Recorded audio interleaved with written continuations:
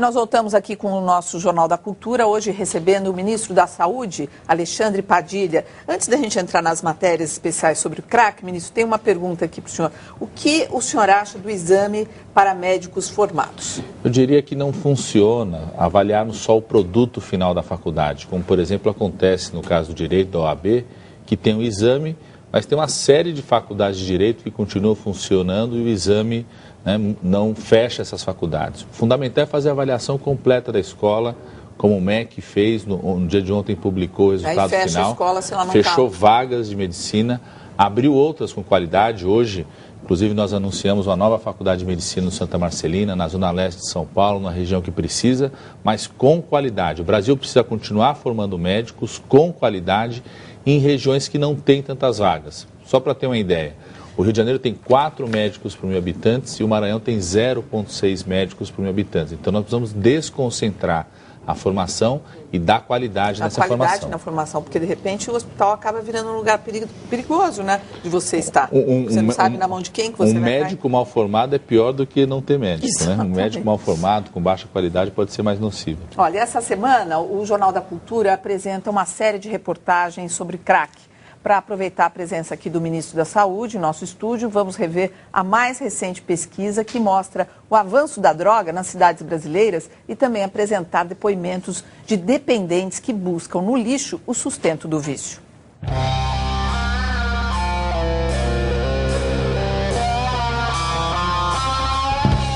Cracolândia. Imagens que se repetem no Rio de Janeiro, em Belo Horizonte, Fortaleza, Porto Alegre.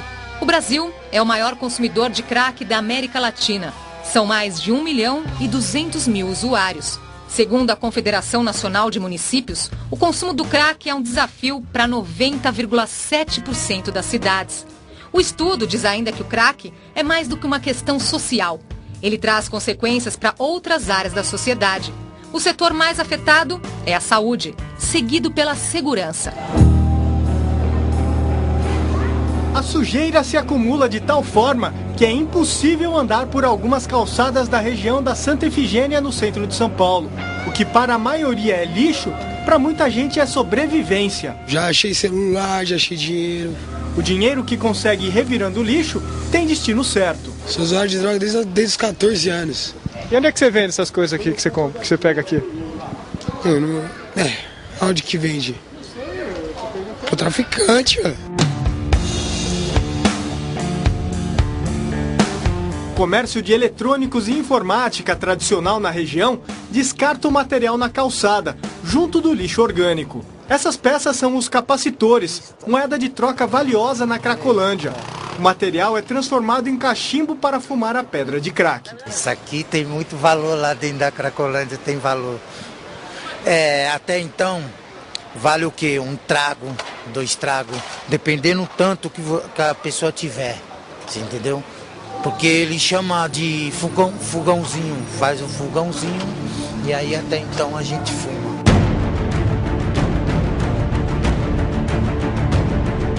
Se a presença do crack em quase todos os municípios do país é alarmante, preocupa também a falta de eficiência no combate a essa droga. O Centro de Atenção Psicossocial, o CAPS, é a porta de entrada do usuário no Sistema Único de Saúde. É o meio para se conseguir tratamento gratuito. Mas 8 em cada 10 cidades brasileiras não têm esse serviço.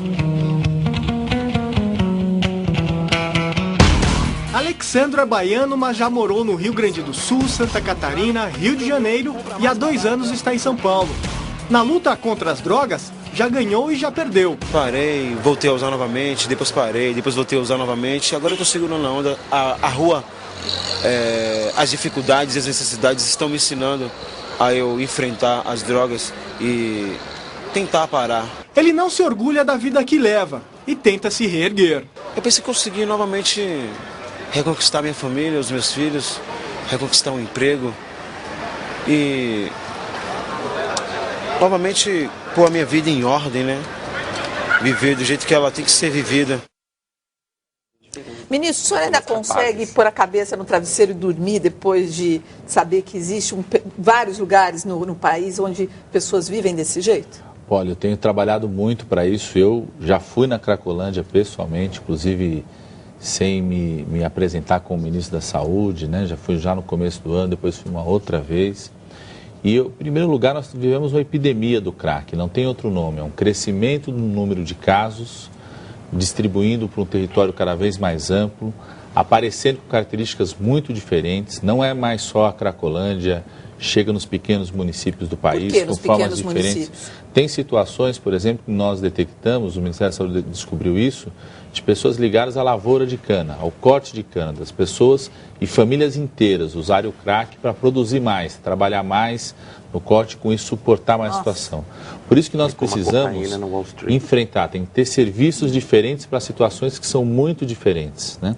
Hoje o Ministério da Saúde, inclusive, estamos apoiando os municípios com isso, passando recursos. Não entendemos que o CAPES seja a única porta de entrada mais. Tem que ter várias portas de entrada. Por exemplo, na Cracolândia nós temos que ter consultórios de rua. Começamos esse ano, já temos 90 espalhados nas grandes cidades do país. E o consultório que vá fazer a abordagem dessa pessoa, acompanhar, oferecer cuidado, oferecer alternativa de tratamento. Para algumas pessoas você precisa ter uma internação mais prolongada, porque ela tem que sair daquele espaço social e reconstruir um outro espaço social. Um pouco do que estava sendo dito aqui, de reconstruir uma mitologia própria do qual pode ser o seu projeto de vida. Tem que Agora, fazer o senhor isso com reconhece que cultura. a epidemia ela avança muito mais rápido do que as formas de combate dessa epidemia, dessa doença. O que está sendo feito, assim, porque enquanto a gente conversa aqui, imagina quantas pessoas não estão morrendo por conta do crack ou se drogando mais e mais. Não só o crack, né? Porque o álcool também é outra epidemia. Mas o álcool é legal. O que está sendo feito, de fato? No nosso caso da saúde, nós estamos reorganizando todo o Sistema Único de Saúde, com essa ideia de termos serviços diferentes para situações diferentes. Como eu comentei, já temos hoje 80 consultórios de rua. Estamos criando essa coisa chamada as unidades de acolhimento, que é a possibilidade de internação mais prolongada, parcerias com entidades que já fazem bem feito, desde que respeitem a dignidade humana, né, os direitos humanos. São várias entidades, como comunidades terapêuticas, que fazem bem feito. Nós precisamos de enfermarias, temos enfermarias especializadas para álcool e drogas, então o Ministério da Saúde reajustou para dar um incentivo para que hospitais possam ter dentro do seu hospital uma enfermaria específica e especializada para álcool e drogas. Nós dobramos o que é repassado como incentivo específico para essa situação. Agora, eu gostaria de saber, do ponto de vista de saúde, qual a diferença entre o álcool e a maconha, por exemplo? Não, para nós da saúde, qualquer droga é droga, né? Inclusive, esse conceito de que existem drogas leves ou drogas pesadas, drogas lícitas ou ilícitas, para nós da saúde, qualquer usuário tem que ser oferecido o tratamento. Lógico que as abordagens do tratamento são muito diferentes de acordo com essa droga, né? Mas nós temos que, sobretudo, ver esse usuário como uma pessoa que precisa de tratamento, não criminalizá-lo, não tratá-lo como bandido, porque isso o afasta dos serviços de saúde. Inclusive, a nossa lei hoje já descriminaliza o usuário, né? Ela não criminaliza o usuário em si. Encara esse usuário como uma pessoa, do ponto de vista da saúde, que tem que ser acolhida, porta aberta, para reconstruir o seu desejo, o seu projeto de vida. E com relação à epidemia do álcool? O álcool é mais o que a gente chama de uma situação endêmica, né? O Brasil hoje, numa pesquisa que o Ministério da Saúde fez, 18% da população brasileira fez abuso de álcool. O grande risco fatal hoje do álcool é a associação do álcool com a direção. Nós tivemos 40 mil óbitos por acidentes de carro e de moto no ano passado. E a associação álcool e velocidade alta foi o principal fator. Por isso que eu defendo a lei da tolerância zero em relação à direção. E são jovens, beber, né? Não pode dirigir. E predominam os jovens nisso. Pondé quer fazer uma pergunta? Pondé. Não, a pergunta era sobre o que o ministro estava falando antes. O que o senhor acha de talvez se pensar em termos assim mais de fundo, uma questão de fundo, numa mudança na abordagem com relação às drogas, no sentido de descriminalizar, legalizar algumas, como alguns países do mundo têm experimentado de formas pontuais, como Portugal, Holanda. O que o senhor acha disso? Não? Porque assim, a impressão que a gente tem, quando se olha um pouco essa questão de droga, a humanidade sempre usou drogas, sempre vai usar. Eu acho que os países tiveram abordagens diferentes. Hoje a lei brasileira já permite que você não criminalize o usuário. Sim. Né? A nossa lei já estabelece que você tem a porta aberta, permanente para esse usuário. O que eu acho que o grande avanço que o Brasil tem que dar, primeiro, do ponto de vista da saúde, é reorganizar o serviço de saúde para enfrentar esse problema.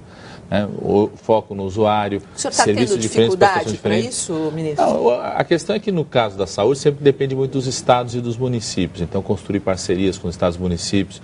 Nós temos um problema que é formar mais profissionais qualificados para isso, né?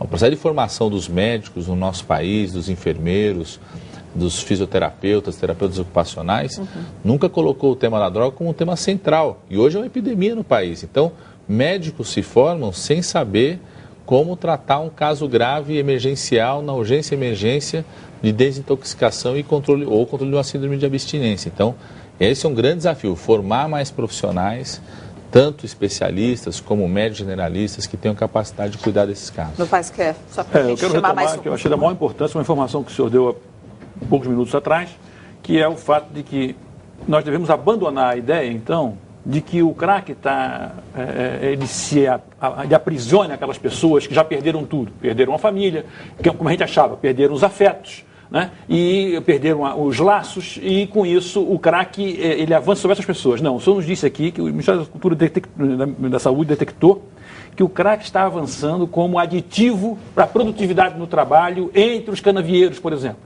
A gente sabe que essa categoria é uma categoria que sofre muito, é muito comum o óbito no trabalho, é um nível de estresse, de exploração brutal. Então, o que eu pergunto ao senhor é o seguinte: o Ministério da Saúde está procurando fazer algum tipo de relação com outras áreas do governo para que o problema do crack na cana não seja tratado como um problema só de saúde. Ali é um problema que envolve o Ministério do Trabalho, que envolve o Ministério da Justiça. Quer dizer, a situação do trabalhador na cana do Brasil é realmente uma calamidade. E uma notícia como essa é da maior preocupação. Por quê? Porque se as famílias, porque trabalha muito o canavieiro com os filhos, é um negócio muito... É uma maneira perversa de usar a família, digamos assim. Se a família está sentindo necessidade de fazer uso do crack para aumentar a produtividade, é porque eles não estão ganhando o suficiente. Então, há que haver mais do que o Ministério da Saúde aí. Então, eu gostei que o senhor desse a notícia a respeito de qual é... está acontecendo o trabalho conjunto. Isso, a relação, a concatenação para resolver questões dessa ordem, por exemplo. Não só nesse caso específico, viu, Novaes? Toda abordagem do enfrentamento do crack necessariamente tem que ser multissetorial. Por isso que quem coordena, inclusive, é o Ministério da Justiça, através da Secretaria Nacional de Antidrogas. E a presidenta Dilma determinou o Ministério da Justiça a reunir as ações da saúde, educação, Ministério do Desenvolvimento Social, Ministério do Trabalho, Ministério do Desenvolvimento Agrário, nesse caso da chegada para o interior. Mesmo na Cracolândia, o que é decisivo? É a questão do combate ao tráfico. As pessoas vão para a Cracolândia, as pessoas que estão lá, eu fui na Cracolândia e perguntava para as pessoas que estão lá, cerca de 1.000 pessoas vivem naquele espaço, 2.500 circulam por ali, são pessoas que são de outros bairros que vão para lá porque sabem que lá se vende. Lá virou o território de venda. Então, a ação fundamental ali é de segurança, de combate ao tráfico. A saúde tem um papel de acolher. É uma questão da Prefeitura de São Paulo, no caso da Cracolândia. E no caso da Polícia Militar também. Né? E uma ação, o que o Ministério da Justiça tem feito, inclusive o ministro José Eduardo Cardoso vai montar isso com o Estado e município, é como a Polícia Federal pode ajudar nisso, porque ela pode contribuir tentando evitar a chegada da droga até o ponto de venda também. Olha, a gente já mostrou como são graves as consequências do uso do crack e como é difícil tratar os dependentes. Ainda a importância de educar e prevenir. Só o chaveiro. Renan não carrega nem dinheiro, nem carteira, não tem celular. São coisas que você pode trocar por droga, não deixa de ser uma situação de risco. E eu me cerco por todos os lados para não ter mais uma recaída. Foram 16 anos de consumo desenfreado. Por conta própria, passou um ano trancado em casa na tentativa de se libertar do vício. Nem fundo do poço, eu falo fundo da fossa.